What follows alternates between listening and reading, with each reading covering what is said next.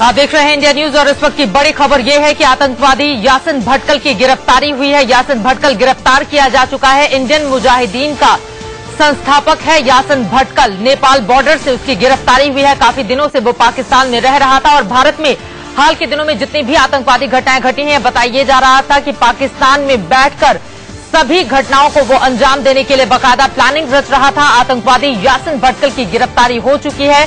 Nepal border से उसे गिरफ्तार किया गया है। राकेश हमारे संवाददाता और ज्यादा जानकारी देंगे। राकेश, कब, कहां, कैसे हुई है ये गिरफ्तारी? देखिए, ये नेपाल से इसे पकड़ा गया है और इसमें एनआईए के साथ साथ आईबी और कर्नाटक पुलिस की जो सूत्रों से हमें जानकारी मिल रही है, उसके ज्वाइंट टीम जो है उसको अरेस्ट किया है। और सबसे खास बात यह है चित्रा कि यासिन भटकल भारत में हुए कई धमाकों में शामिल रहा है और इंडियन मुजाहिदीन का संस्थापक सदस्य है। तो ऐसे में जो सूत्रों से हमें जानकारी मिल रही है उसके मुताबिक इसकी गिरफ्तारी सुरक्षा एजेंसियों के लिए बड़ी सफलता मानी जा रही है।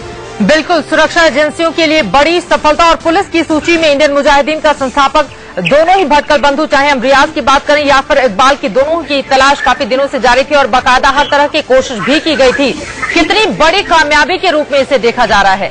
देखिए, सुरक्षा एजेंसियों के लिए बड़ी सफलता है क्योंकि ये जिस तरह से कई धमाके में शामिल रहा है, मक्का मस्जिद की बात हो या चीना स्वामी स्टेडियम बेंगलुरु का ब्लास्ट हो या दिल्ली में हुए ब्लास्ट हैं, तो इसमें ये शामिल रहा है। और इसको पिछले 2 महीने से इसको ट्रैक पर रखा जा रहा था, उसकी गतिविधि पर नजर रखी जा रही थी और आखिरकार एनआईए और आईबी के साथ साथ कर्नाटक पुलिस की जो सूत्रों से हमें जानकारी मिल रही है, संयुक्त टीम ने उसको पकड़ा है। बिल्कुल, काफी दिनों से इसकी तलाश लगातार जारी थी और तकरीबन बहुत सारे धमाकों में इसका हाथ माना जा रहा था और यही वजह है कि पुलिस को तलाश भी थी। यासिन भटकल की गिरफ्तारी हो चुकी है और अब कम से कम किस तरह की घटनाओं में ये शामिल रहा है और कैसे अंजाम दिया जाता था, आपको ये बता दें कि 10 लाख रुपए का इनाम भी था इसके ऊपर। इसके बारे में थोड़ी जानकारी आपको देते हैं। 1973 में जन्मा यासिन मूल रूप से कर्नाटक के एक तटीय गांव भटकल का रहने वाला है। उसकी शुरुआती शिक्षा अंजुमन हमीए मुस्लिमीन नाम के मदरसे में हुई थी। 1980 के दशक की शुरुआत में वो पुणे आ गया। बाद में यासिन शाह बंदरी भाइयों के नाम से कुख्यात रियाज और इकबाल भटकल के संपर्क में आया था। इन्होंने ही इंडियन मुजाहिदीन की नींव रखी थी, माना यह जाता है। और देखिए, ये तस्वीरें हम आपको दिखा रहे हैं। यासिन भटकल की ये तस्वीरें हैं टीवी स्क्रीन पर आपके सामने है। कई बम धमाकों में अब इसका हाथ रहा है। बाकायदा पाकिस्तान में बैठकर प्लान तैयार करता था, लेकिन नेपाल बॉर्डर से यासिन भटकल की गिरफ्तारी हुई है। काफी बड़ी ये गिरफ्तारी मानी जा रही है। एनआईए की टीम ने यासिन भटकल को गिरफ्तार किया है।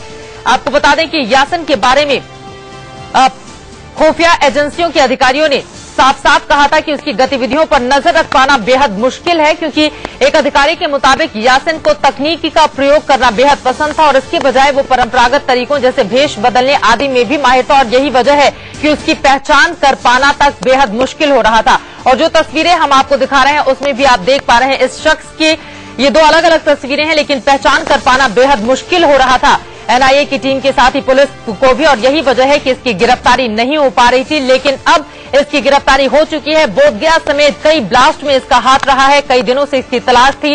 यासिन